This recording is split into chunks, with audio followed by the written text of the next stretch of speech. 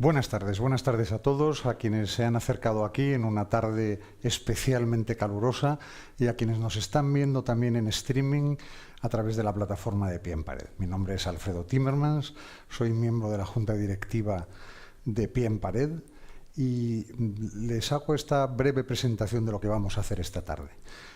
Nuestro secretario general, Marcos de Quindo, siempre dice que Pie en Pared es un instrumento para destruir lo woke. Y yo me siento muy cómodo haciendo eso y colaborando a que se haga. Pero destruir también implica construir. Y eso es lo que vamos a hacer hoy, esta tarde, en donde tenemos el placer de tener con nosotros a Saide Chalín Chong García. No quiero pronunciar mal su nombre, a pesar de que es difícil no hacerlo. Saide es un escritor, periodista, artista, polifacético y más bien multifacético, ¿verdad? Que tiene un origen diverso del que ahora nos va a hablar, y durante el acto de esta tarde también tendremos con nosotros a Maribor Petit, que está conectada desde Nueva York, politóloga, investigadora especializada en crimen organizado transnacional y terrorismo en Hispanoamérica. Vamos a empezar con Saide y vamos a preguntarle primero quién es, por qué su pasión por la hispanidad, cuáles son sus orígenes, qué es la hispanidad, por qué nos importa a todos los que estamos aquí. Bueno, yo creo que muchísimas gracias por la oportunidad en primer lugar de estar aquí en Pie en Pared. Gracias a Dios, para mí es fundamental esto. Gracias a Marcos de Quinto, gracias a Alfredo, que inmediatamente que te llamamos para que estuvieses con nosotros aquí en el evento, inmediatamente te implicaste de una forma increíble. Gracias a Mercedes, que es la que está por ahí siempre haciendo fontanería positiva, hablando de fontaneros. Y bueno, yo soy un español, un hispanoamericano que recuperó su condición de español desde el punto de vista administrativo, porque todos los hispanoamericanos somos españoles. Y bueno, yo tengo un nombre de origen árabe, unos apellidos de origen chino. Dicen los chinos, con los que tengo muy buena relación, que soy un cuarto de chino, porque viene de eso de mi bisabuelo, perdón. Y bueno, soy una persona que un día desperté, como muchísimas personas, estaba súper influenciado por la leyenda negra. Piensen que yo vengo de Cuba. Cuba es un país donde la leyenda negra se nos da, pero en vena, bebible, en crema, en todas las cosas posibles nos dan la leyenda negra. Hay que odiar a alguien, que mejor que no, odiar a la madre patria.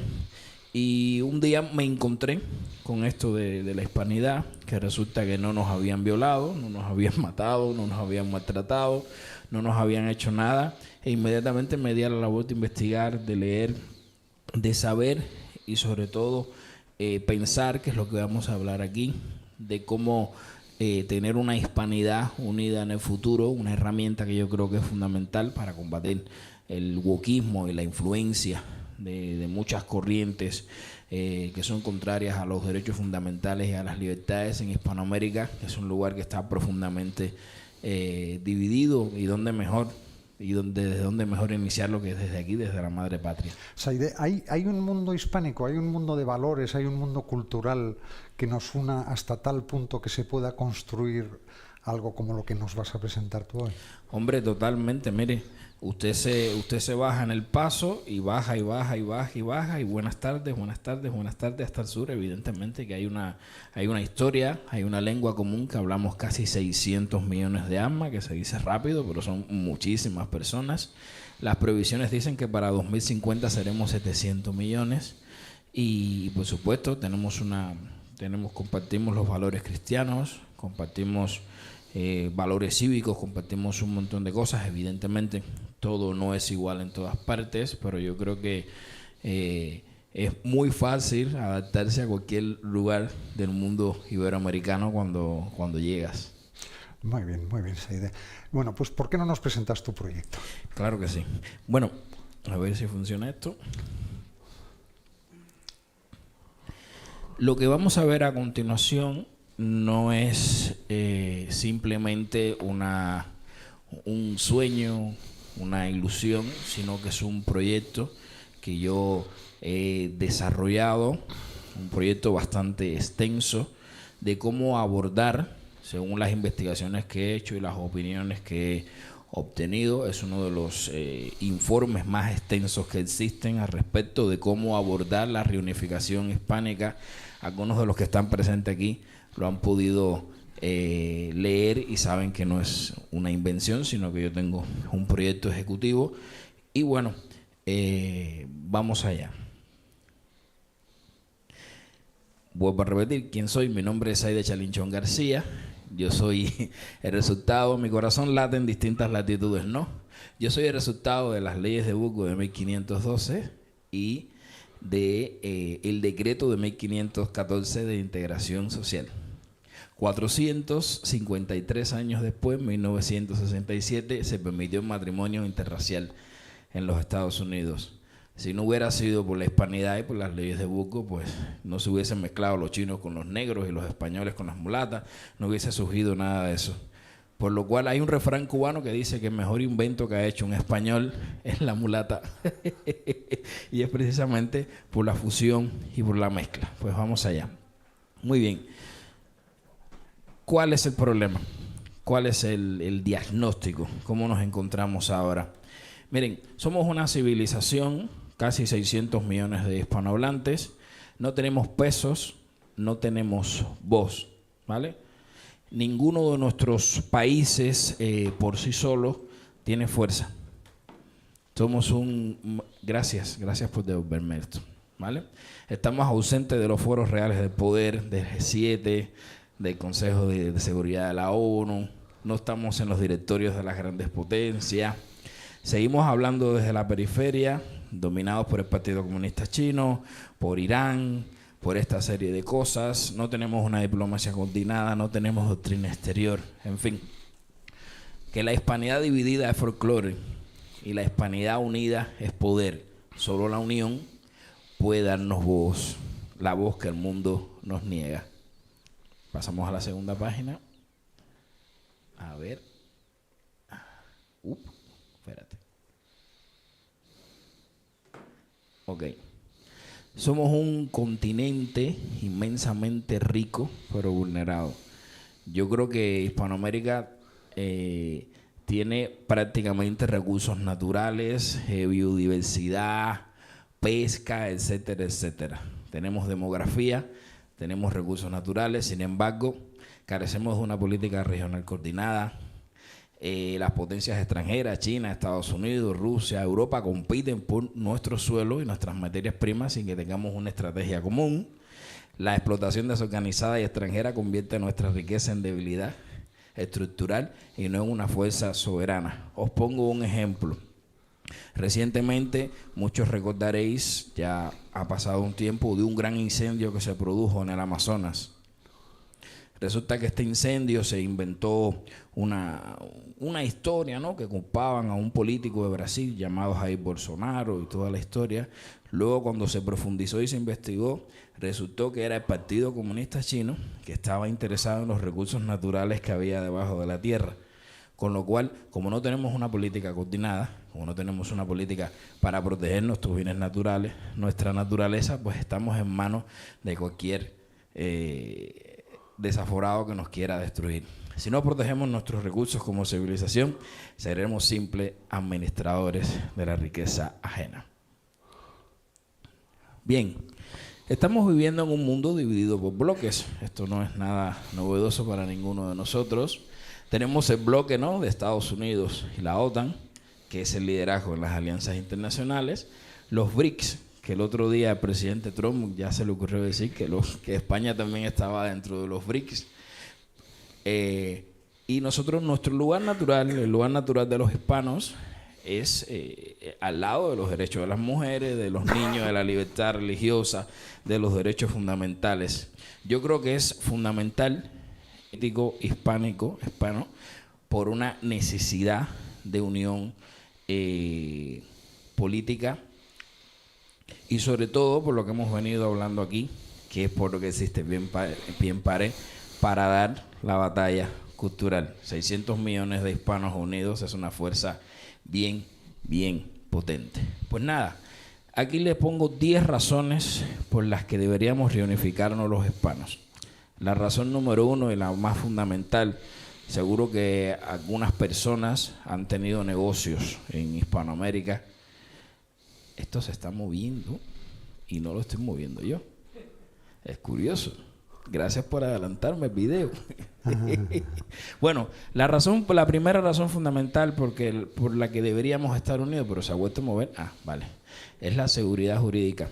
Yo creo que sin seguridad jurídica no podemos ir a ningún sitio.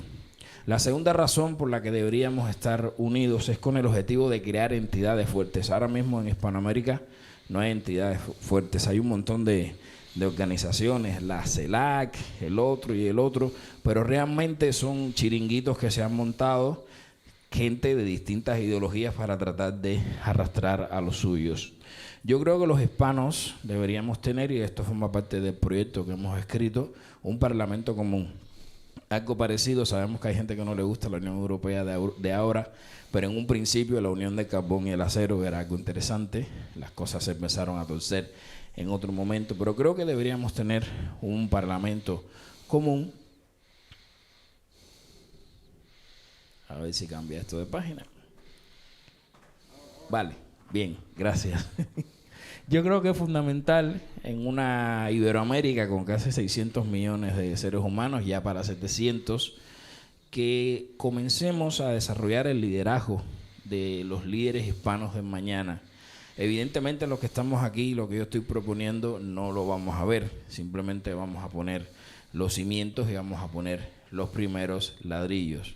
Pero yo creo que hay que crear muchísimos líderes hispanos. Hay que construirlos desde pequeñitos, hay que construirlos. Yo creo que otra parte importante es el impulsar las campañas de sensibilización. Me he dado cuenta que cuando uno comienza a hablarle a cualquier hispanoamericano que dice se hace llamar latinoamericano, que tú le dices, oye, nosotros no somos latinos, que empiezas a explicar de una forma sencilla y corta, todo el mundo termina asumiendo que resulta que han separado a nuestros padres, ¿no? Nuestra madre es España y nuestro padre es Hispanoamérica, y que nos han separado de una forma terrible y que evidentemente necesitamos un reencuentro. Creo que es importante tener un sistema común de salud y educación. También hay unas diferencias abismales entre muchos lugares de Hispanoamérica, y el objetivo de este proyecto básicamente es crear una especie en un futuro, trabajando de forma esforzada, una especie de Unión Europea, salvando las distancias, pero de países hispanos. Vuelvo a repetir que esto que estamos haciendo aquí es una cosa muy resumida. Nosotros tenemos un proyecto muy extenso donde explicamos en un proyecto ejecutivo cómo hacer las cosas desde la A hasta la Z. Bueno, yo creo que una parte fundamental de todo este tema de la mal llamada independencia fueron los indígenas. Los indígenas y los negros fueron los más maltratados en este proceso, porque resulta que los indígenas y los negros no querían meterse en la historia esta de una guerra contra España. Dijeron, pero si nosotros estamos cómodos, ¿para qué nos vamos a meter en esta historia? Yo creo que es fundamental en este proyecto que los indígenas, que los negros, que los convirtieron en paria, los criollos, pues van a tener el protagonismo o un protagonismo similar al que tenían en el virreinato. Creo que es fundamental. La razón también por la que queremos crear esto es porque es necesaria una integración económica y comercial. Por supuesto, tenemos un sistema tributario que es una vergüenza, totalmente desarmonizado, y sobre todo, la parte más importante, la razón décima, es porque necesitamos la estabilidad política y democrática. No puede ser que se levante uno en Venezuela y diga voy a acabar con la democracia porque me da la gana, o porque se levante uno en Cuba. Tenemos que crear una especie de potencia unida que le quite la idea a los caudillos, aunque a los caudillos no se le quita la idea nunca, ¿no? De tratar de acabar con las libertades y con la democracia, pero trabajar en eso. Yo creo que una parte fundamental también de esto es que en este proyecto caben todos. Y cuando digo que caben todos, caben cristianos de toda índole, caben judíos, caben nuestros hermanos también de África, caben nuestros hermanos del otro lado del Pacífico, porque la hispanidad fue una cosa muy grande. Evidentemente este es un proceso que como hemos conversado en muchísimas ocasiones, tardará tiempo en realizarse, pero yo estoy haciendo estas conferencias para que empezamos a poner los primeros ladrillos de este proyecto. En un momento, cuando entre Malbor, ellas le va a hablar también de ciertas y determinadas cosas muy interesantes de cómo abordar, ¿no?, esta situación. Miren, las alianzas estratégicas, estas que yo estoy proponiendo, lo primero que nos traería es seguridad regional, fortalecer nuestra posición geopolítica, ¿vale? Y con una potencia, con una seguridad regional, muchas potencias antioccidentales se lo pensarían.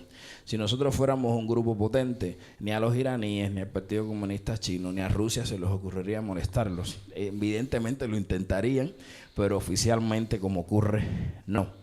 Yo creo que también una parte muy importante, y de esto va a hablar Malbor en un rato, es el combate del crimen organizado. Hispanoamérica produce y exporta crimen organizado. Una de las cosas más lamentables es el tema de la explotación infantil. Estamos al menos yo estoy muy concienciado, y Eduardo Verástegui, que no pudo asistir a la conferencia que iba a asistir, iba a hablar de este tema, ¿no? Del tema de cómo secuestran a los niños, de cómo los niños acaban en redes de tráfico, cómo les roban los órganos, cómo son violentados los niños. Y yo creo que es una parte fundamental a través de la seguridad regional. Por supuesto, la cooperación y por supuesto el caso de Venezuela. ¿Por qué os pongo el caso de Venezuela? Le puedo poner el caso de Cuba también. Insisto, si nosotros tuviésemos una fuerza militar que compartiese lazos militares con la OTAN y con el lado occidental, yo creo que se lo pensaría muchísima gente de estarse metiendo en nuestros países a estar desestabilizando. Seguimos. Bueno, ya esta es una parte un poquito más sentimental. ¿Qué os voy a contar yo a ustedes que no sepan? La influencia hispana en el mundo. Bueno, me imagino que sabrán quién es Francisco de Vitoria, Diego de Covarrubia, Juan de Mariana.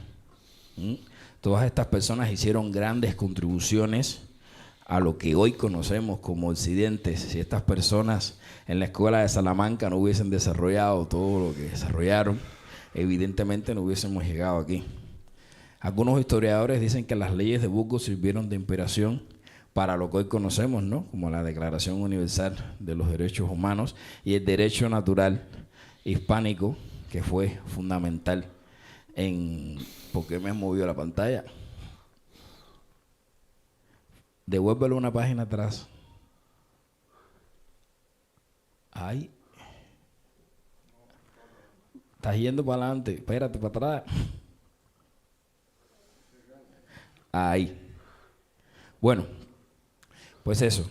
Yo creo que la influencia hispana en el mundo fue importantísimo, fue fundamental, y como les decía, las leyes de Burgos sirvieron de base para la Declaración Universal de los Derechos Humanos.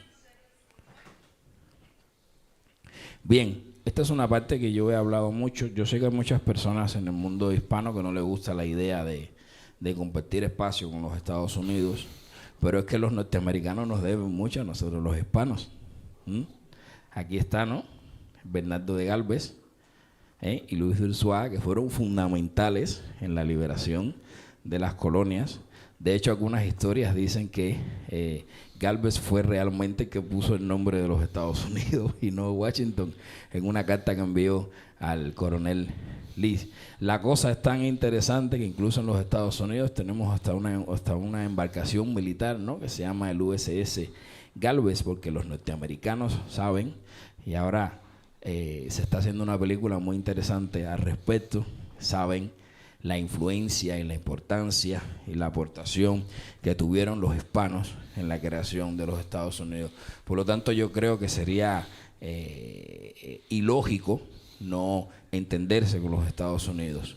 Bueno, este es el reconocimiento de Gálvez cuando le reconocieron, lo nacionalizaron norteamericano por todos los aportes, toda la influencia que tuvo para la liberación de los Estados Unidos. La influencia hispana en el mundo y USA. Bueno, imagínense ustedes, en este momento tenemos, bueno, vamos a empezar desde el pasado. Tenemos a Armando Valladares. Armando Valladares es un cubano que fue diplomático en el gobierno de Reagan. Fue el primero que consiguió a través del gobierno de Reagan que sancionaran al Partido Comunista de Cuba. ¿Me pones la pantalla, por favor? Tenemos a Luis Quiñones, asesor de Donald Trump, ahora en este momento.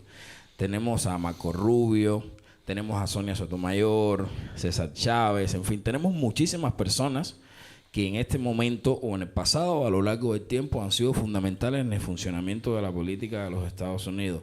Ya no le viene de nuevo el tema de los hispanos. De hecho, el presidente Trump en el discurso de investidura ya no nos llamó latinos, ni nos llamó ni latinoamericanos, ni nada de eso, sino que dijo: doy las gracias a los hispanoamericanos que me ayudaron a llegar a la presidencia. ¿Qué les voy a contar de la influencia de la cultura hispana antes y ahora? ¿No? Yo qué sé, muchos artistas de estos ustedes los conocen: Celia Cruz, Gloria Estefan, Julio Iglesias, Rafael, Goya, Picasso, Joan Miró, Salvador Dalí, Diego Velázquez, Antonio Gaudí, o más modernos, aunque tengan nombres norteamericanos o anglosajones, son hispanos. Yo creo que la presencia hispana en el mundo es fundamental, y en la literatura que les voy a contar, creo que la obra más traducida de la historia de la humanidad es El Quijote. Y una de las razones por las que el Partido Comunista Chino está teniendo ahora éxito en su tarea de tratar de dominar al mundo es porque están tratando de imitar las mismas formas de hacer que tuvo el Imperio Español, salvando las distancias, porque el Partido Comunista Chino no quiere la libertad. Bien, pasamos a la próxima página. La importancia de ser hispanos. Ahí tienen toda una lista ustedes de premios Nobel. Todas esas personas desde 1906, españoles e iberoamericanos, han sido premios Nobel. No somos una basura, no somos unos gente que no tiene ningún valor, gente que no tiene ningún significado. Yo creo que es fundamental para emprender esta unidad que tengamos amor propio. Yo creo que una de las cosas que nos pasa a los hispanos es que no tenemos amor propio. No nos queremos, nos despreciamos, nos odiamos. También el adoctrinamiento, ¿no?, de la leyenda negra ha sido fundamental para este autoodio. Pero creo que es fundamental que nos empecemos a tener un poco de amor propio, y sobre todo no podemos juzgar el pasado con la mirada del presente. Desde luego que no. ¿Se cometieron errores? Por supuesto que sí. ¿Se hicieron cosas malas? Por supuesto que sí.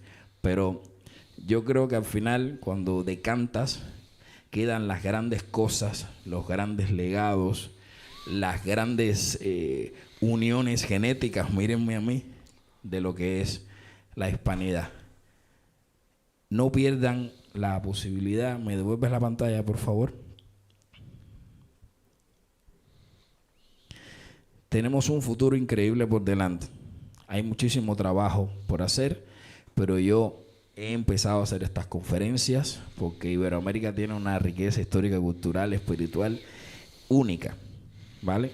No voy a decir que somos los mejores porque no me va ese plan de los elegidos y todas esas cosas, pero somos un pueblo especial, un pueblo que podría estar unido, un pueblo que podría tener una gran influencia geopolítica y no ser los últimos de la cola, como nos pasa siempre. Muchísimas gracias. Muchísimas gracias.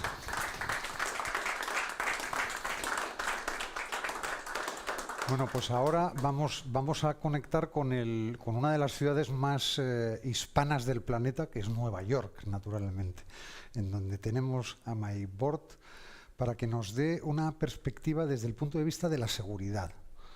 Maybord Adelante. Bueno, un placer estar con ustedes. Muchísimas gracias por la invitación y por este proyecto que definitivamente nos lleva a pensar que sí se puede, no solo la unificación de los países, sino también proyectos comunes que han estado batallando por muchos años y que es la primera vez que los vemos, si se quiere, de una manera organizada, presentada y que en las experiencias, los experimentos que hemos visto a lo largo y ancho de América Latina, hay una serie de ingredientes que se han tomado en cuenta en la proyección que nos están haciendo, ¿no? En relación al tema de lo que nos habían planteado, que es cómo lidiar con el crimen organizado transnacional, y el terrorismo, puesto que a lo largo y ancho del planeta, América Latina se ha convertido como una especie de referencia de lo que significa el crimen organizado transnacional. Hemos sido señalados por experiencias bastante sustentadas, dicho sea de paso, como exportadores de un modelo de crimen que prácticamente nos clasifica a nivel internacional. Desde América Latina y desde muchos países hemos visto cómo los estados, las estructuras del gobierno, han tratado de alguna manera de idear un mecanismo que pueda luchar de manera efectiva justamente contra el flagelo del crimen organizado transnacional y del terrorismo. Eh, pero no se ha logrado el objetivo de una manera que podamos decir estamos en las vías de lograrlo. Un ejemplo de ello podría ser el mecanismo que se ha utilizado para enfocar el problema. Siempre los expertos en crimen organizado y en terrorismo señalan que los estados no pueden trabajar de manera unilateral en estos procesos, sino que tiene que trabajarse de manera multidisciplinaria, multidimensional y coordinada con los países de la región para lograr una cooperación internacional que permita, entre otras cosas, el fortalecimiento institucional y la aplicación de estrategias integrales que logren el objetivo. Hasta el momento hay muchas, pero muchas proyecciones que se han hecho desde Argentina, por ejemplo, o desde Chile, desde Costa Rica e inclusive desde Colombia. Hay una serie de proyectos que muchos han avanzado, otros se han coordinado con organismos que no han sido efectivos, y esto hay que resaltarlo, como la Organización de Estados Americanos, por ejemplo. Ellos tienen un departamento contra la delincuencia organizada transnacional, el DDoT, pero no ha logrado los objetivos que se planteó. También hay un comité que se llama el Comité Latinoamericano de Seguridad Interior, que fue creado en el año 2022 con un apoyo del programa Pacto, pero tampoco ha logrado los objetivos. Está, por ejemplo, los programas creados por el CLACSI que tratan de fomentar de alguna manera el diálogo político y técnico para fomentar y articular en los países que están de acuerdo con este mecanismo una respuesta, si se quiere, unilateral y coordinada. Es decir, que los países que estén en proyección, en disposición de luchar de manera conjunta contra del crimen organizado y del terrorismo, han conversado, han llegado a acuerdos, es costoso y hay un elemento clave que creo que nuestro buen amigo Saide lo adelantaba, y es que América Latina no es uniforme. Hay, por ejemplo, gobiernos o regímenes que han creado una alianza estratégica entre el crimen organizado transnacional y el Estado, llegando a un nivel de convergencia tal que el Estado y el gobierno se convierten en un mero instrumento del crimen organizado y del terrorismo. Podemos poner como ejemplo de este tipo de modelos de carácter híbrido justamente Venezuela, también Cuba en buena esencia, Bolivia, Nicaragua y otros países que están caminando en lugar de fortalecer la estructura para llegar a una lucha y eliminar o por lo menos disminuir el flagelo del crimen organizado y del terrorismo, se han dado a la tarea las élites políticas de mezclarse y de realizar una convergencia tan compleja que en estos momentos los que nos dedicamos a esto estamos estudiando cada uno de los factores que influye en ese proceso de convergencia de los estados con el crimen organizado para crear la instrumentalización. El caso de Venezuela creo que es el más adelantado en este asunto porque ha logrado calibrar en cada una de las estructuras del Estado y del gobierno un mecanismo que conecta directamente o con el crimen organizado transnacional o con el terrorismo y dentro de una estructura de carácter autoritario donde ninguna de las presentaciones que se han hecho, acuerdos bilaterales o multilaterales, cualquier iniciativa que se presente puede ser efectiva, motivado a que los miembros o los elementos del crimen organizado transnacional son los que toman decisiones de carácter político y de esta manera, independientemente de que estos sean civiles o militares, estamos hablando de que hay una conexión y una convergencia que no permite bajo ningún, por lo menos bajo ninguna perspectiva hasta ahora, que haya acuerdos reales. Se ha intentado con el caso, por ejemplo, de Chile, se ha intentado con el mismo caso de Colombia, que en estos momentos comulga desde el punto de vista doctrinario entre el gobierno de Colombia y el régimen de Maduro, pero no se ha logrado calibrar ni llegar a acuerdos sustanciales que permitan una lucha contra el crimen organizado. Lo mismo ocurre, por ejemplo, con el caso de Cuba o de Nicaragua, donde se presenta este mismo fenómeno. Sin embargo, no todo está perdido. Hay acuerdos bilaterales y multilaterales que parecieran convertirse como una especie de modelo para poderlo seguir en un futuro. Por ejemplo, hay un caso que nos llama mucho la atención, lo estamos estudiando con interés, que es la iniciativa Mérida, que no sé si la conocen, que ocurre en estos momentos entre México y Estados Unidos, y tienen como mecanismo de soporte un plan de cooperación bilateral que combina el intercambio de inteligencia, que es muy importante para luchar contra el crimen organizado transnacional, contra el COT y el terrorismo, y a la vez ofrece asistencia técnica y el fortalecimiento del Estado de Derecho. También se han hecho proyectos sustanciales para fortalecer los acuerdos que plantea, por ejemplo, la Convención de Palermo, que es vieja ya, es del año 2000, pero que es un instrumento que puede ser útil para buscar otras alternativas. También tenemos colaboraciones, por ejemplo, en el caso del proyecto Mérida, con áreas de asistencia legal mutua, técnicas de investigación criminal que son sumamente importantes para este asunto, armonización legislativa en el ámbito de cooperar para evitar que siga incrementándose lo que son las operaciones del crimen organizado y del terrorismo en un país como México que ofrece una serie de ventajas para el crimen, una serie de ventajas para el desarrollo de operaciones que van desde los carteles de la droga hasta los mecanismos de lavado de dinero que han sido realmente sofisticados y muy difíciles de parar con lo que hay en estos momentos, con los mecanismos legales para pararlo. Hay otros acuerdos que se han dado y que han hecho como un avance, pero no como se esperaba.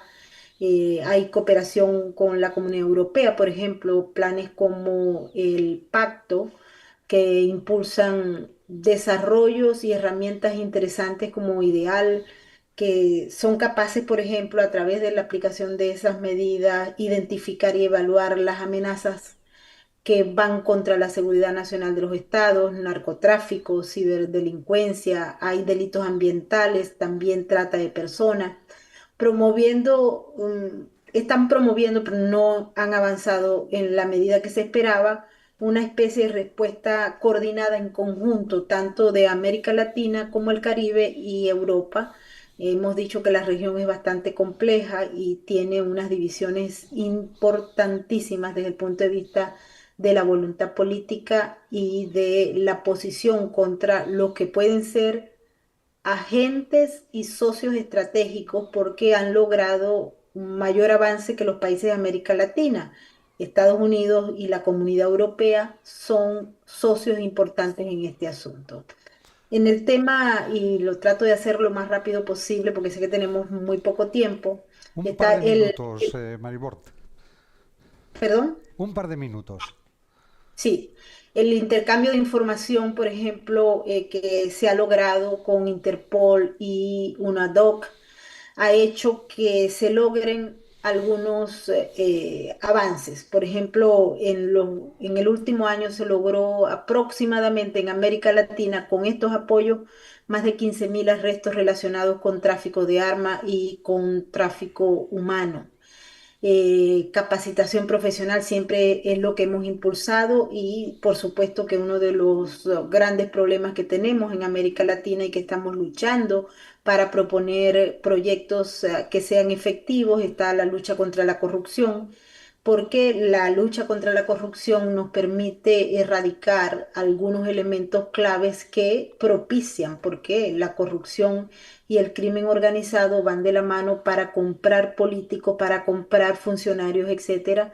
Se ha puesto en el margen una serie de proyecciones, como por ejemplo el tema del lavado de dinero en la corrupción. Y creo que se han hecho algunos pasos, se han dado algunos pasos en la Triple Frontera, por ejemplo, que se implantó este proyecto. Por ejemplo, lo que se plantó en el puerto de Iguazú para manejar lo que es el lavado de dinero, los mecanismos de lavado de dinero y la proyección hacia afuera. Finalmente quiero decirles que cualquier proyecto que se ponga en marcha tiene que tener como objetivo fundamental la unificación. Para que se dé la unificación en la lucha contra el crimen organizado, debe darse un acuerdo entre los gobiernos y el gran reto es que los gobiernos muchas veces por sus posiciones ideológicas y por su radicalización, además o por sus posiciones adversas tanto a la Comunidad Europea como a Estados Unidos, que han logrado avances significativos en esta materia, no permiten que haya logros y no permiten inclusive que haya una cooperación de tal manera que podamos ofrecer un espacio para quitarnos el sombrero de que somos exportadores del crimen organizado para ponernos otro que diga estamos dispuestos a trabajar para que el crimen organizado no vea en América Latina un espacio fértil, un espacio en el que se puede desarrollar comprando políticos y atacando a la ciudadanía, que es la que sufre en estos casos. Muchas gracias. Muchísimas gracias, Maribort. Muchísimas gracias. Saide, yo creo que es el turno de un vídeo que nos vas a poner, ¿verdad? Sí, es un vídeo muy especial, muy bonito, que dura 3 minutos y que resume de una manera muy especial lo que podemos ser si comenzamos a trabajar. Debemos empezar las obras ya, debemos empezar a mover la tierra, a planificar, porque tenemos un futuro increíble.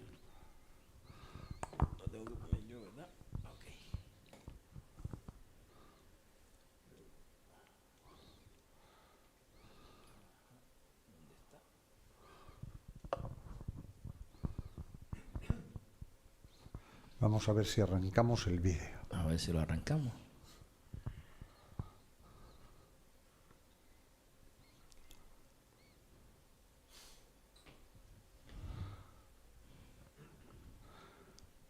El futuro de los hispanos en el mundo comienza hoy.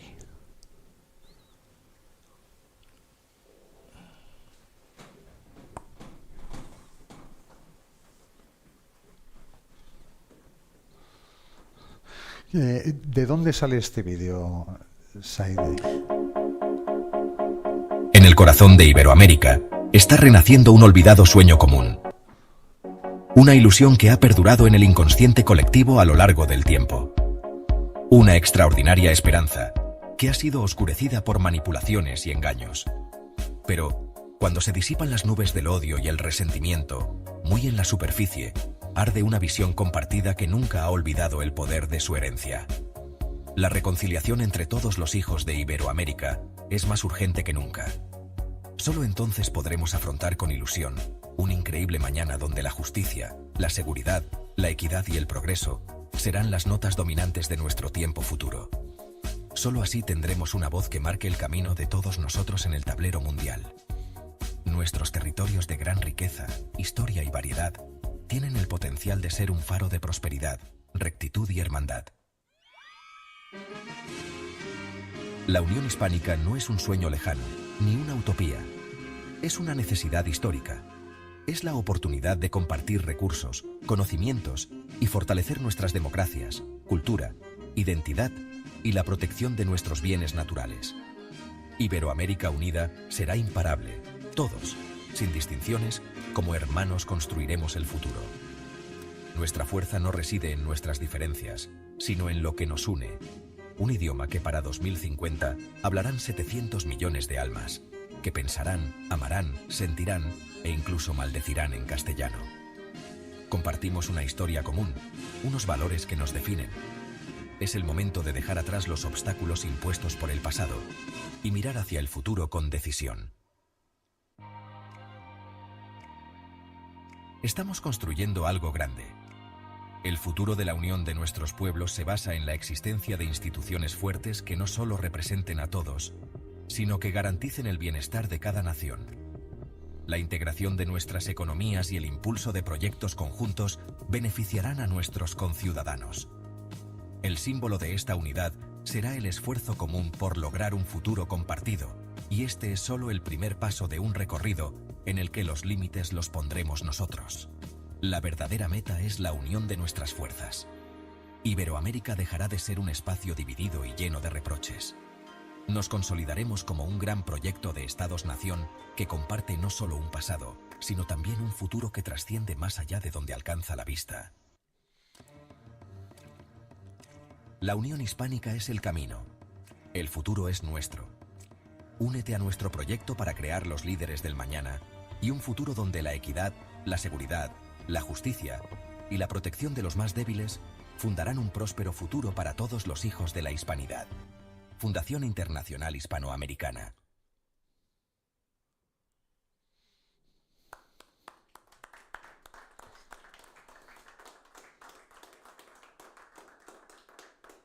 Saide. Bueno, está claro que tenemos que empezar a trabajar. Algunos pueden ver esto como un sueño, como una utopía, pero necesitamos pintar algo en el cuadro geopolítico internacional. Los hispanos tenemos que tener la capacidad de poder decidir sobre el futuro de los nuestros y sobre todo intercambiar, compartir y tener un espacio. Yo no he pensado esto para derribar a otros o esas ideas que pueden tener algunos. No vamos a derribar, vamos a acabar, vamos a destruir. No, esto es para construir, para tener un espacio nuevo que está ahí y que simplemente hay que empezar las obras para unirlos. Saide, antes de pasar a las preguntas de los presentes y de quienes están siguiéndonos por streaming, yo te quería hacer una pregunta. Vamos a ver, los españoles desde la generación del 98 estamos muy acostumbrados a que se nos diga eso de Ortega, ¿no? De España es el problema y Europa es la solución. Es decir, la salvación de España es no ser España, es ser un proyecto muy valioso y muy modernizador, que es el de Europa. Y yo cuando te escucho hablar de este proyecto, lo que pienso es que lo que tú estás proponiendo es que nos salvemos de nosotros mismos a través de la Unión Hispanoamericana. ¿Hay algo de esto o no? Efectivamente, creo que no lo podías haber descrito de mejor manera. Creo que tenemos que superar, y perdónenme el término si suena duro, pero tenemos que superar ya a la generación suicida. tenemos que avanzar en el futuro. Se cometieron errores, nos caímos, nos raspamos las rodillas, lloramos y, como dice el refrán, venimos llorados de casa a emprender un futuro mejor. Muy bien. Muchísimas gracias. Bueno, pues es el turno de los presentes virtualmente o físicamente. ¿Qué preguntas le queréis hacer a Saide?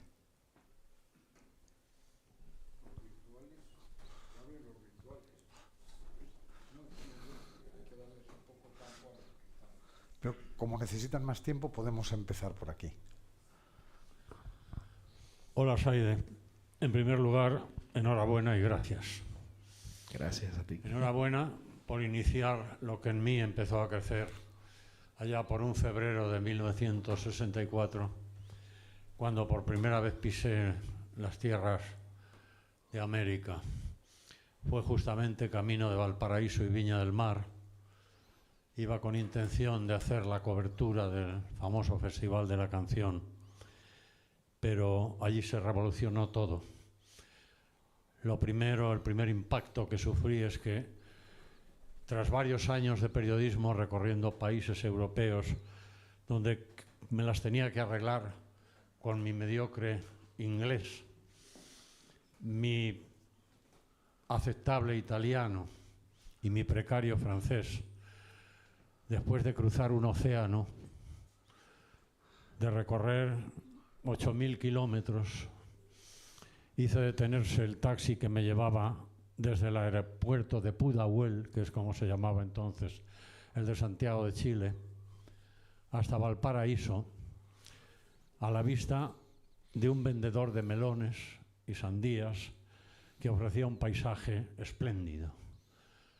Le dije al taxista que se detuviera para probar una de aquellas maravillas que ofrecía. Las sandías estaban abiertas por la mitad. Y mi gran sorpresa fue que cuando me fui a dirigir a aquel hombre, tras llevar prácticamente 24 horas en silencio, que es lo que se tardaba entonces, por la dichosa ruta de paradas intermitentes de los aviones, a aquella tierra, el hombre me saludara con un «Buenos días, compadre». Desde aquel momento pensé, no es esa la distancia que nos separa. Hay algo mucho más poderoso que nos une, que es el lenguaje, la lengua. Yo creo que tenemos la herramienta más importante, la semilla más trascendente para sembrar un sueño que para mí, y siempre que tengo oportunidad de hablar en público lo digo, ahora lo he repetido insistentemente a propósito de la última novela que he publicado, por cierto, cuyo contexto se desarrolla en Centroamérica, concretamente durante la famosa revolución sandinista, que ha tenido las consecuencias que estamos viendo ahora y que es una muestra de la desunión y de la falta en fin, ¿cómo diría yo?, de ese pillaje que ha mantenido a determinados personajes vivos en la historia de nuestra querida Iberoamérica, como bien está definida aquí. No me ha gustado mucho lo que nuestra compañera haya utilizado tanto el término Latinoamérica, porque me parece que es hacer una concesión y un regalo a franceses e italianos que solo llevaron allí las salsas para cocinar y la pasta para situar en Buenos Aires los restaurantes más caros. Pero bueno, nosotros hemos llevado mucho más, hemos llevado el alma y hemos llevado sobre todo la lengua. Hablemos pues de una patria hispana y yo solo te pregunto, ¿has conseguido algún apoyo institucional en los distintos países en los que te has conectado hasta el momento para que se puedan acortar los plazos? ¿Y en qué medida ciertas empresas que podrían apoyar financieramente este inmenso proyecto que, como tú bien dices, se sitúa para allá, para dentro de 25 o 30 años quizá? Cuéntanos cuáles son las expectativas de acelerar el proceso. Bueno, en esta conferencia iban a participar unas personas entre ellas el ministro de Educación del gobierno de Milei. Lamentablemente, por temas de agenda y todas estas cosas, no pudo participar, al igual que Eduardo Verástegui. Y hay un compromiso, no de parte de los gobiernos. En el caso de México no contamos con México de momento, pero por ejemplo en el gobierno de Argentina no les molesta la idea. De hecho hay un grupo importante que yo los he podido conocer, el propio ministro Torrendale es un fan del Siglo de Oro español, y cuando yo lo conocí aquí en un evento de una organización iberoamericana que estaban más preocupados por el triunfo de Trump y por el cambio climático que por el tema de Iberoamérica, le hablé del proyecto, inmediatamente me dio su teléfono, le enseñé todo este gran escrito, ¿no?, que tenemos hecho, y digo gran en el sentido de grande, y hay gente que le gusta la idea. A empresas todavía no he tocado la puerta, no he tocado ninguna puerta de ninguna empresa, pero sí que estoy empezando a ir a distintos lugares a hablar de este proyecto. Tengo que darle las gracias a Marcos de Quinto, que le hablé del proyecto, y en principio me dijo bueno, y cuando le enseñé dije léete esto, le insistí en que se lo leyera, y Marcos de Quinto no es una persona que se impresione con facilidad, ¿no?, ¿sabes? Y me dijo, oye, qué bueno esto que has escrito. Evidentemente hay cosas aquí como liberal que no me gustan, pero qué bueno es este proyecto. Deberías venir aquí a Pie en Pared a mostrarle a la gente. Así que en relación a tu pregunta, hay algunos elementos dentro de algunos gobiernos que le interesa la idea. En el gobierno de El Salvador también. De hecho, Bukele estuvo proponiendo un proyecto que había sido financiado por la Unión del Carbón y el Acero, que era la reunificación o la desaparición de todas las naciones de Centroamérica. Evidentemente eso hoy en día es una cosa bien complicada, porque tenemos una cosa que se llama FMI, y es complicado que puedan desaparecer las naciones, pero algo parecido a lo que yo estoy proponiendo, como una especie de, vamos a llamarle, de Unión Hispánica o de Unión Europea, sí que sería posible. Así que incluso dentro de que he entrevistado a algunos asesores de Donald Trump, cuando les planteo la idea, su gran preocupación es, pero esto es contra los Estados Unidos. Y le digo, no, esto no es contra los Estados Unidos, esto es porque nosotros tenemos que existir. Y ustedes que hablan del patio detrás de casa, no tenéis un patio, lo que tenéis detrás es una selva con animales fieros que os quieren destruir. Así que yo creo que es un momento muy interesante. Además tenéis muchos representantes de que tengamos un puente, así que hay que seguir trabajando. Saide, otra pregunta te quiero yo hacer. Yo creo que podemos estar de acuerdo en que España y probablemente el mundo están en crisis, ¿no? Pero una de las partes de la crisis española es que yo tengo la impresión de que hemos abandonado nuestro interés por Hispanoamérica. O sea, hemos pasado de tener un montón de empresas presentes y además solucionando los problemas cotidianos en muchos países hispanoamericanos. Hemos dejado de tener un gobierno implicado con lo hispanoamericano, sí con algunas dictaduras, sí con algunos países, pero no con la realidad del continente.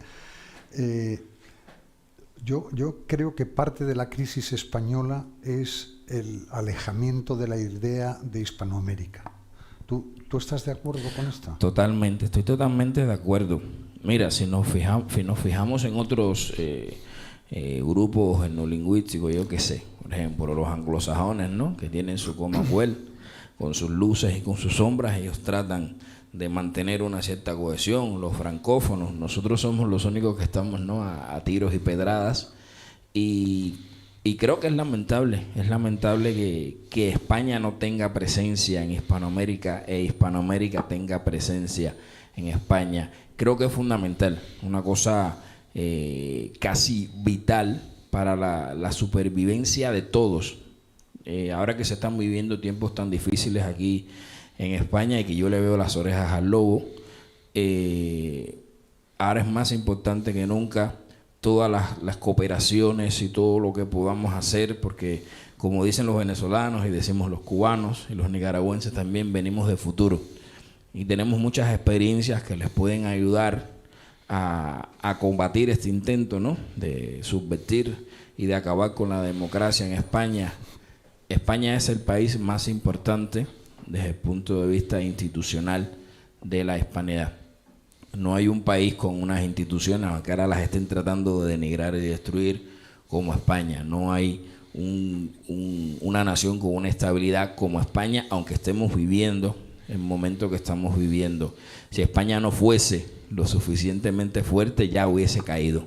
Por lo tanto, yo creo que es fundamental las conexiones y las sinergias, y desde luego tenemos que estar aquí y tenemos que estar allí. Y otra cosa, al hilo de esto, y ahora seguimos haciendo preguntas, lo único que me ha sorprendido en tu proyecto, hay cosas con las que estoy de acuerdo, otras con las que no estoy de acuerdo, pero estoy de acuerdo en lo fundamental. Claro, estoy de acuerdo en lo fundamental, ¿no?, que es que hay una comunidad de valores, de cultura, que deberíamos explotar, ¿no?, que deberíamos articular. Y no he visto la monarquía. Y me parece que la monarquía española sería, en un proyecto como este, sería un elemento esencial, ¿no? Porque es simbólico y es mucho antes que asumir competencias y yo creo que probablemente los sentimientos hacia la monarquía española en Hispanoamérica son encontrados, no quiero decir que sean, pero en el fondo un rey español es alguien en cualquier sitio en Hispanoamérica, ¿no? Bueno, la respuesta es muy sencilla. El otro día cuando nos encontramos, que te dije, léete esto, no pudiste leértelo porque teníamos que ir a la otra conferencia y todo esto. Hay todo un espacio dedicado al tema de la monarquía. De hecho, yo incluso planteé la idea de que nuestro rey tuviese como una especie de asiento especial, ¿no?, en este tipo de unión hispánica. Por supuesto que la monarquía es fundamental y referente. De acuerdo, pues vamos adelante, venga. Buenas tardes. Pues encantado, soy Adrián GB de la Sociedad Iberista. Dos preguntas rápidas, ¿vale? Estamos hablando de unir el mundo hispano y la primera pregunta es ¿cómo encaja este proyecto en el mundo lusófono? ¿Es el hispanismo solo una parte de un proyecto aún más grande, de una iberofonía? Y la segunda pregunta es ¿cómo se puede hacer llegar este proyecto a los jóvenes? ¿Cómo podemos hacer que esto sea un movimiento de masa? Bueno, en primer lugar, cuando yo digo Hispanoamérica o Iberoamérica, para mí el término hispano viene de cuando la península ibérica pertenecía al Imperio Romano. Por lo tanto, evidentemente, la antigua provincia de Lusitania o Lusitana, como se diga, ahora no lo recuerdo bien, por supuesto que está incluida. Por supuesto que los lusófonos están dentro de este proyecto, son fundamentales. ¿Cuál era la segunda pregunta? ¿Cómo llegar a los jóvenes? Pues mira, aquí tenemos una herramienta buenísima. Hoy en día es increíble la utilización de la inteligencia artificial, de la tecnología. Hoy puedes montarte un canal automatizado de YouTube, dándole las órdenes más o menos necesarias. Aquí tenemos un caballero que es especialista en la materia y que tiene una proyección muy interesante también. Él tiene la idea de crear una especie de Silicon Valley hispano. Fíjense usted qué importante, es un hombre que ha estado dedicado a la tecnología durante muchísimo tiempo. Y hoy lo que tenemos, ante la perspectiva de que, por ejemplo, un periódico tradicional no va a dar voz a esto, tenemos YouTube, tenemos las redes sociales. Ya te digo, puedes crear un canal automatizado, ni siquiera necesitas estar tú ahí de frente, sino que programas las cosas y salen. Entonces, la forma de llegar a los jóvenes es esta. Hay gente que cree, y esto lo he experimentado yo personalmente con todas las personas que he hablado, que es difícil hablar de estos temas. No es difícil. Todos los hispanos tenemos un corazoncito y cuando nos hablan de nuestra mamá y nos hablan bien de nuestra mamá, aunque nos hayan dicho que nuestra mamá era mala y nos maltrataba y no sé qué, nos terminamos reconciliando con ella. Espero haberte podido responder. A ver, por favor, el micrófono aquí. Bien, muchas gracias por tus palabras. Yo tuve la suerte de vivir en Iberoamérica, en Brasil, 2 años, en el año 72 al 74. Y durante 4 meses me despedí de un trabajo y recorrí con la mochila, pues, en fin, la parte de Argentina, Paraguay, Argentina, Bolivia, Perú, Ecuador, Colombia, y luego volví a bajar hasta Chile y demás. Y yo entonces venía de haber hecho mis estudios en España y estudios en Francia y en Italia. Hablaba francés, italiano, pero era la época de Franco y entonces había como una especie de sentimiento de inferioridad ante Europa. Pero una cosa que a mí me sorprendió fue que cuando visité todos estos países y encima con la mochila, me pareció realmente algo que dices, mira, digan lo que digan, aquí está la historia de España. Y la historia de España es como la historia de una familia. Y entonces es algo que me rellenó de orgullo y desde entonces intenté hacer algo. Me alegra muchísimo lo que tú estás haciendo ahora y quiero hacerte una breve pregunta. Por supuesto, estás haciendo muchos contactos y se ve a nivel institucional. Pero a corto plazo, ¿qué tienes más? ¿Qué planes o qué proyectos concretos tienes ahora? Dentro de poco llegará el 12 de octubre de nuevo. ¿Qué proyectos tienes para que podamos las demás personas cooperar en tus proyectos? Pues especialmente tengo ahora la labor, y perdónenme la palabra, casi profética, de ir por ahí predicando el mensaje de la hispanidad. Hay que ir esquina por esquina, calle por calle, en las redes sociales, donde me dejen hablar y donde no me dejen hablar también, ¿sabes? En el periódico donde yo en muchas ocasiones he colaborado. Yo siempre que tengo la oportunidad, incluso en una conversación, te encuentras con un venezolano, con un colombiano, le empiezo a hablar de esto. Mira, hablando de eso, que una cosa que ahora me ha venido a la cabeza, con el Centro Democrático de Colombia, hemos hecho muchísimas relaciones, y cuando le hablé en el Sintán del Centro Democrático, le digo, mira, estoy planeando esto. Y me dijo, oye, qué buena idea esta, vamos a ver cómo tendemos puente. Hay una necesidad ahí, hay un clamor, y es una cosa además muy superficial, no es nada profundo, de que somos familia y que tenemos que unificarnos, evidentemente. Bueno, muchas gracias, Heidi, y por alusiones y por contestar a los que han intervenido anteriormente. Nosotros tenemos una asociación sin fines de lucro, de momento, que se llama la Sociedad Española de Sistemas Generales. Aquí hay algunos participantes también de la Junta Directiva. Y nosotros hemos tenido ya varios congresos, desde un congreso que tuvimos en México en el 23 y otro congreso que tuvimos en España en el 24, donde estamos precisamente potenciando lo que es la Unión Iberoamericana, precisamente con todo esto que se está comentando. Es igual que se ha hecho una Unión Europea, pues vamos a hacer una Unión Iberoamericana. Incluso yo creo que antes de conocer a SAIDE, con lo cual se va potenciando todas las posibilidades que hay. ¿Qué es lo que tenemos que hacer desde nuestro punto de vista para potenciar y para, de alguna manera, acelerar, como hemos comentado? Pues desde el punto de vista empresarial es que el eje sea económico y empresarial, precisamente, y que los políticos estén lo más alejados posibles. Esa sería una receta. Segundo, evidentemente, potenciar todo lo que es la cultura, la gastronomía, la música, etcétera, y hacer eventos, etcétera, para potenciar e integrar todos estos temas, como la película de José Luis López Linares, etcétera, todos estos otros temas que ya están surgiendo. Lo único, y luego ya institucionalmente, por ahí muchísimas universidades y muchísimos organismos, como el Instituto Nacional de Administraciones Públicas, etcétera, en México y en España, que promocionaron uno de los congresos. Y efectivamente esos son básicamente los tres pilares, el pilar cultural, el pilar empresarial y el pilar institucional, que es un poco la base de los congresos. Lo único que yo recomendaría es que ahora mismo están surgiendo infinidad de iniciativas de este tipo. Yo, por ejemplo, esta misma mañana estaba en la COE con gente, con un ex ministro de Defensa colombiano, donde estaba hablando precisamente de seguridad, de ciberseguridad, de economía, etcétera, cómo tenemos que orientar el tema.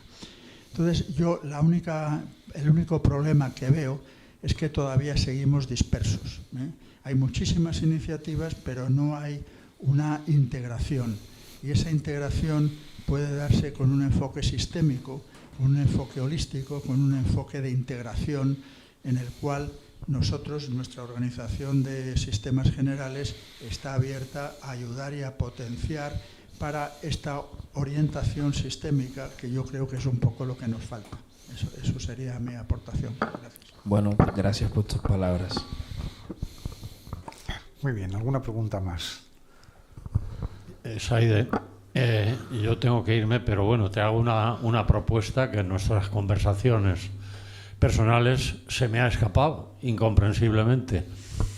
En ese medio siglo que me he pasado cruzando el charco, no lo he hecho en plan turista. Yo he viajado a Hispanoamérica siempre por trabajo, con cámaras de cine y cámaras de vídeo. Eso quiere decir que ahora mismo tengo lo que llaman los americanos un footage, y que nosotros decimos un archivo documental con imágenes de toda América, desde las Rocosas a Tierra de Fuego, todo el colonialismo, toda la historia, el folclore, la gastronomía, y por sugerencia de lo que acaba de decir, ese archivo que abarca aproximadamente 2000 horas, lo pongo a tu disposición porque por si alguien financia, por ejemplo, un portal dedicado a América, que puede llevar un título como quieras, como América Total, que fue el título de la última serie documental que yo hice sobre el continente. Bueno, si alguien está dispuesto a organizarlo, yo pongo la simiente, alguien que ponga el campo, ¿de acuerdo? Yo mismo estoy dispuesto a hacerlo. Muchas gracias por tu ofrecimiento. Muchas gracias. Bueno, ¿alguna pregunta más? El micrófono, por favor. No es que tenga que hacer una pregunta en concreto. Llevo muchos años en cosas de estas. He sido de la sección iberoamericana del Ateneo de Madrid, que la refundamos Guadalupe Ruiz Jiménez y yo, y otro profesor. Y yo luego no me he dedicado a lo académico porque además la especialidad de estudios iberoamericanos en sociología ha desaparecido. La Comisión de América Latina del Colegio de Sociología también ha desaparecido. Tenemos este complejo de inferioridad de que lo europeo, que es Alemania, Inglaterra, Francia, es superior a nosotros, que nosotros no somos tan importantes. Y eso nos ha perjudicado mucho. Y la leyenda negra nos la hemos creído nosotros, aunque ellos lo han desmentido, muchos ya porque han reconocido que fue un invento que se hizo y tal, y se hizo mucha marketing y tal. Y yo el problema que veo es ese complejo de inferioridad. Yo creo que el español lo quieren estudiar hoy día los chinos, que es una potencia de primera magnitud, porque quieren comerciar con Hispanoamérica, han hecho un puerto en Perú importantísimo. Yo creo que el idioma nuestro va a tener mucha influencia si lo sabemos defender y lo promovemos. Yo también tengo contacto con Filipinas, por ejemplo, con las asociaciones filipinas, que es muy importante porque fue uno de los acontecimientos históricos más importantes, fue todo ese circuito que iba de México allí, que volvía y todo eso. Entonces yo opino que es el complejo que tenemos de inferioridad, que nuestro idioma es importantísimo, lo quiere estudiar muchísima gente. Tendría que ser un idioma de mucha más importancia en Europa también, pero aunque eso ya tengamos que descartarlo por la envidia que nos tiene, que han intentado además que no fuera el segundo idioma en Brasil, Italia y Francia, han hecho ahí lo mismo que hizo este famoso Chevalier, para meter el concepto latinoamericano. Nos quieren ir desinflando un poco. Yo creo que nuestro idioma es importantísimo. Yo no soy lingüista, pero soy sociólogo y creo que nuestro idioma lo quiere estudiar muchísima gente. Y que si lo movemos, no vamos a ser 700, muchos más, miles. Porque no se trata de que sea el idioma natal, sino el que tú has aprendido y te parece interesante. Y yo creo que es este complejo el que tenemos, pero que va a ser muchísima más gente si lo sabemos mover un poco. Yo lo digo porque llevo 50 años en el tema hispanoamericano. Pero ya ocurre, ¿no? Ya ocurre desde el momento en que el español en los Estados Unidos, en el imperio, ¿no? Procuran ellos, en Filipinas acabaron con el español, ahí se habla inglés hoy día. Pero en Estados Unidos no. Pero quiero decir que son... Ya sabe usted eso de Florida, que ahora vas a cualquier sitio en Florida y sí, hay carteles que dice "We speak English", por si hay alguno. Bueno, por supuesto, en esos sitios Si te parece, Saide, como está acabándose el tiempo, si te parece, nos dices unas palabras de optimismo y despedida. Yo por haber, yo siempre cuento que yo nací esclavo. Y como nací esclavo, porque nací en una tiranía absolutista, siempre me da miedo a volver a ser esclavo. Por eso soy excesivamente positivo. España tiene solución Iberoamérica tiene solución. Evidentemente las cosas no son de chasquear los dedos y que se resuelvan. Hay muchos problemas que se podrían decir incluso que son crónicos, pero yo creo que, como les dije, cuando te hablan de tu mamá, que es España, te hace una cosita linda en el corazoncito. Miren, aquí está José Luis López Linares, que tiene una película increíble. Os juro que yo estaba sentado así en el cine diciendo, esta es la respuesta, ¿vale? Canto de vida y esperanza. Y eso es lo que tenemos que hacer los hispanos, todos los iberoamericanos. Tener un canto de vida y esperanza por una Iberoamérica unida. No pierdan la fe, no pierdan la esperanza. Evidentemente nos van a meter miedo, nos van a meter ruidos. Yo no tengo complejos, yo no nací acomplejado, pero aquellos que lo puedan tener, aquellos que lo puedan pensar, es muy fácil. Hoy en día tenemos YouTube, vuelvo a repetir, métete en YouTube, ponte a mirar y a buscar. Hoy en día incluso hay en las nubes donde la gente guarda cantidades ingentes de libros en PDF. La gente puede saber, la gente puede conocer la verdad. Y la verdad, como nos hace libres, nos llevará a un canto de vida y esperanza por una Iberoamérica unida. Gracias. Oye, Saide, yo quiero despedir este evento porque me doy cuenta de que los españoles necesitamos muchas cosas en este momento de la historia, pero una de ellas es que los españoles del otro lado del Atlántico vengan y nos enseñen. Y por eso te agradecemos muchísimo que hayas estado hoy con nosotros. Y bueno, pues este es un evento más de Pie en Pared. Muchas gracias a todos por su atención y hasta la próxima. Gracias.